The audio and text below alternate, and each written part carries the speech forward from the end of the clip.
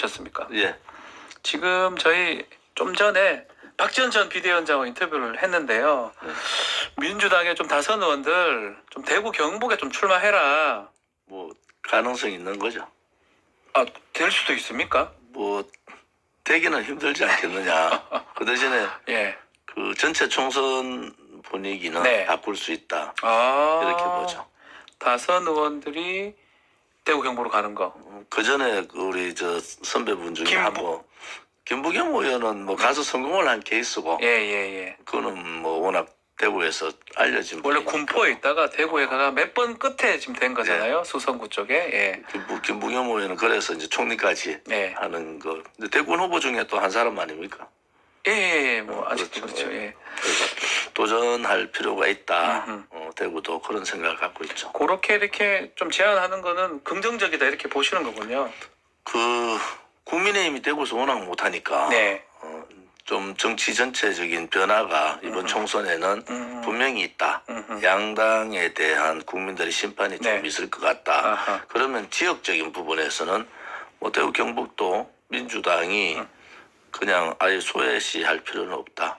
대구 경북도 도전할 수 있는 사람은 좀 도전하고, 네. 천하람 후보도 뭐 이제 대구로 좀 나가도 되겠다 생각이 들어요. 순천에 지금 지역구를 본인은 뭐 거기보다는 하는데. 대구 일단 국회에 입성하는 게 좀 급한 거 아닌가요? 그러니까 본인은 대구 출신이기도 해요. 네. 대구 사람 출신인데. 대구 출신이라서 예. 이번에 인지도 많이 높였는데 제가 천하람의 적은 역시 이준석이다. 아. 결국 결과가 그래 나올 것 같아요. 자, 그러면 국민의 전단계 지금 얘기 좀 해볼게요. 지금 투표율이 매우 높습니다. 47.51%예요.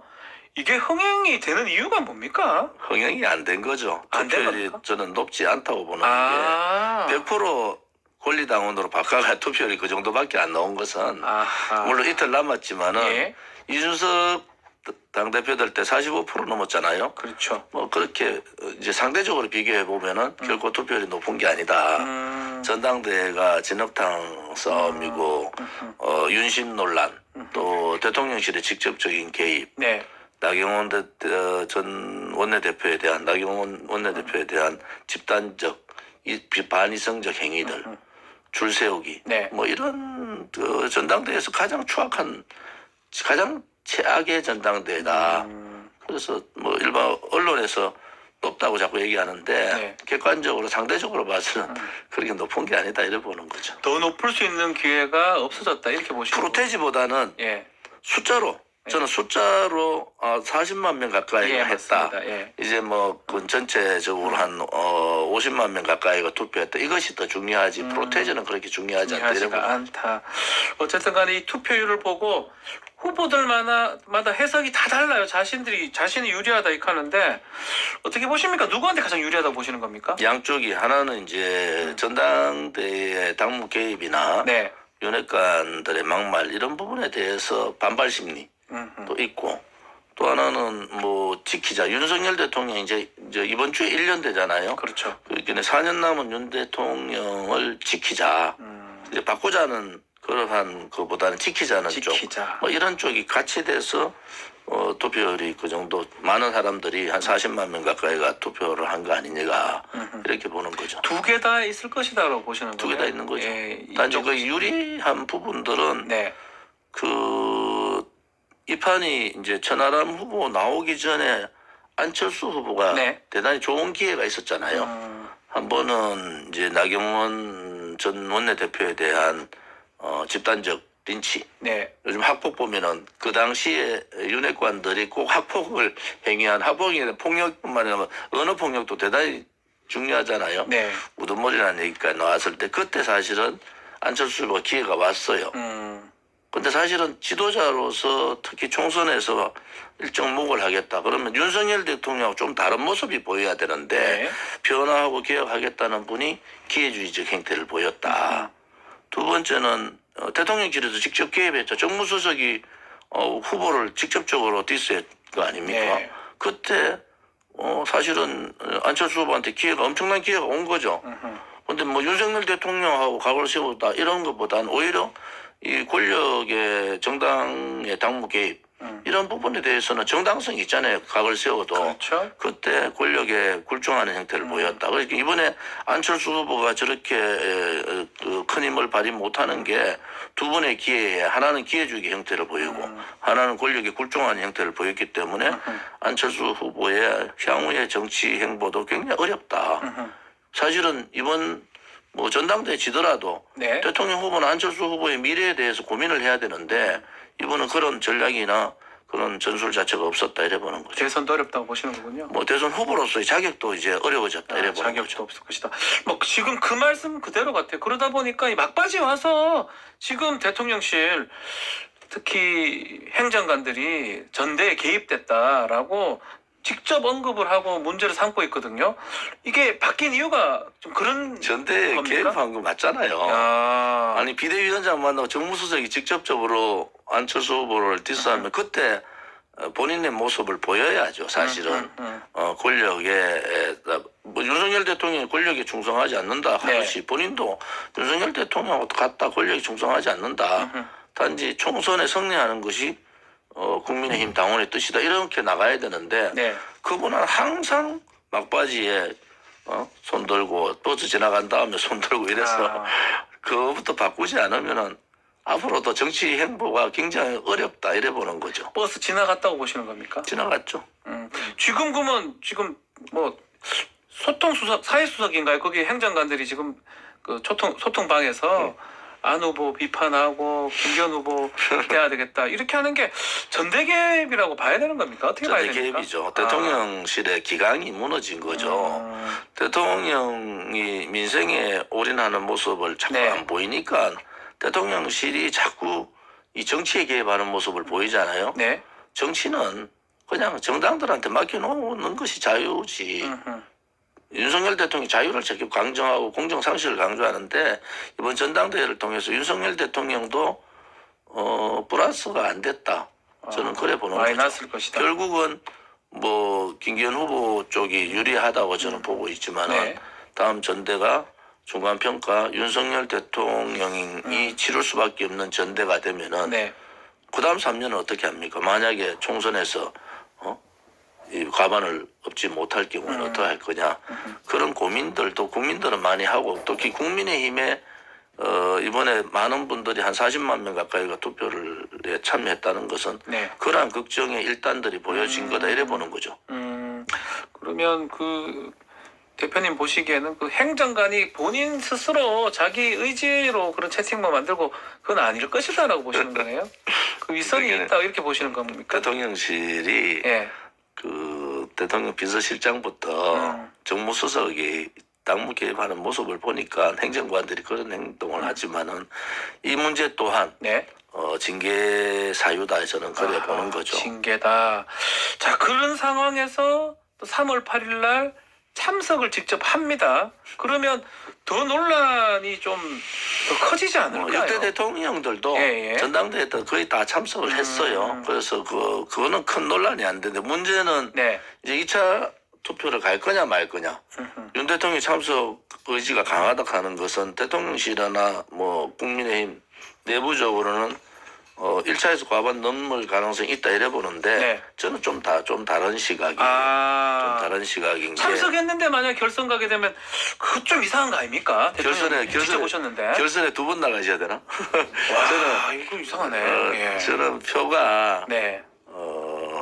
김기현 후보가 과반을 넘기기가 조금 힘들 거다. 실질적으로 네. 보면은 45대 55 김기현 외에 그런 구도가 되지만은 결국은 뭐 55대 45로 정도로 김기현 후보가 이길 거다. 결선은 가서 55대 45가 또 될 것이다. 그런데 뭐 이겨도 만약 과반 안 간다, 결선 안 간다 하더라도 박빙으로 갈 수밖에 없다. 50딱 가딱 넘을 정도로 될 것이다. 그런 예. 상황이니까 윤석열 대통령이 전대에 가시면은 나름대로 스릴이 있으시겠지.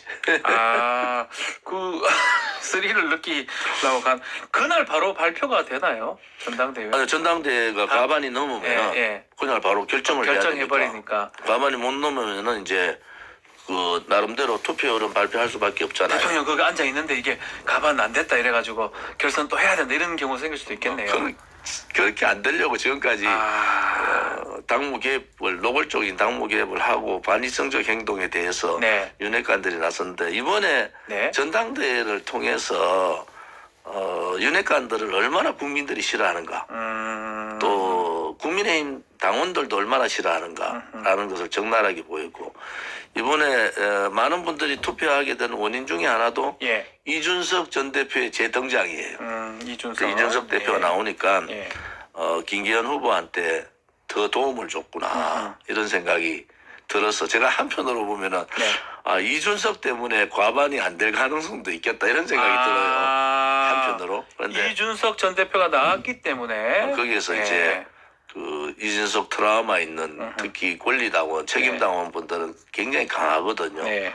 그런 부분들이 이번 전대에 하나의 변수로 볼 수 있다 이래 보는 거죠. 마지막으로 이준석 전 대표 얘기를 했는데 이준석 전 대표는 자기 정치하는 겁니까? 아니면 지금 천하람 등등 천하용인 후보 지원을 제대로 하고 있는 겁니까? 어떻게 보시는 겁니까? 제대로 못하는 거죠. 이준석 대표는 이번에 좀 더 한 텀 더 그 입을 좀 얘기를 안 했으면 좋을 뻔했는데 예. 그 성격에 못 견디는 거죠. 그래서 이준석 대표가 오히려 전당대회에 천하람 후보한테 큰 도움이 안 됐다. 도움이 안 됐을 것이다. 알겠습니다.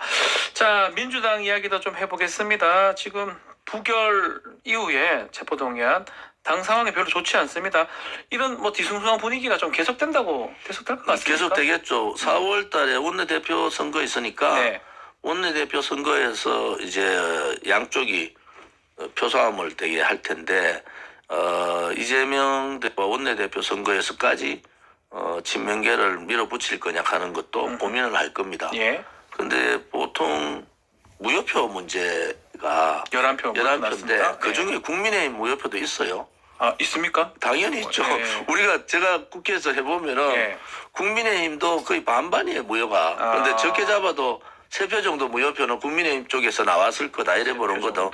예. 그거는 예. 일반적으로 그래 나올 수밖에 없는 상황인데 뭐 자기도 모르게 점 찍는다지. 그래서 그런 부분으로 보면 40이 넘었다 이래 보잖아요. 40명이. 네. 그런 부분에 있어서는 이재명 대표의 고민이 더 깊어진다. 그게 비명계, 반명계 쪽에 그 조직적인 이탈이잖아요. 네. 이것을 뭐 그냥 개별 투표로 맡긴 게 아니라 조직적인 이탈이 왔기 때문에 저는 40명 가까이 40명 혹은 넘게 이탈표가 생긴 거다 이래 네. 보기 때문에 뭐 압도적인 부결로 이길 거라 생각했던 이재명 대표의 고민은 갈수록 더 깊어진다 이래 보는 거죠.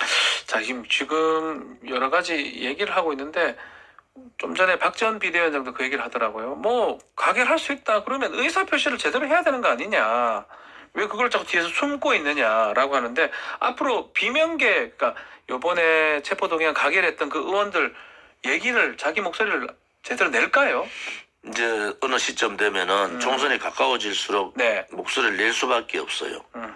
그래서 제2차 체포동의안도 네. 이제 대북 송금 문제를 가지고 들어올 텐데 그렇죠. 이 문제는 지금 일반 개인 비리하고 또 다른 차원이에요.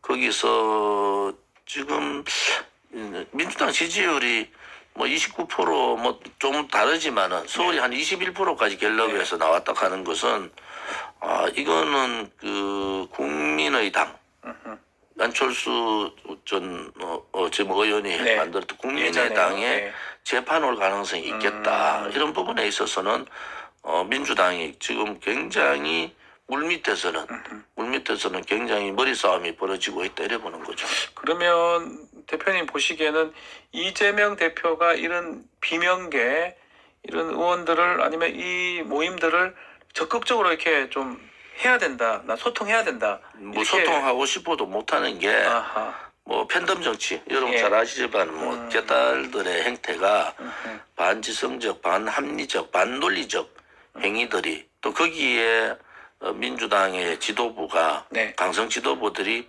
동조를 하고 오히려 그것을 이끌고 있다 이래 보고 있거든요. 그래서 지금은 많은 강을 비콘 강이 한 3분의 2는 건넜다 이래 봐요. 양쪽이. 강을 건넜다. 그래서 그 상황들을 어떻게 수습할 건 그게 이제 정치력인데 이재명 대표가 사실은 대통령 후보까지 왔지만은 국회의원으로는 초선이잖아요.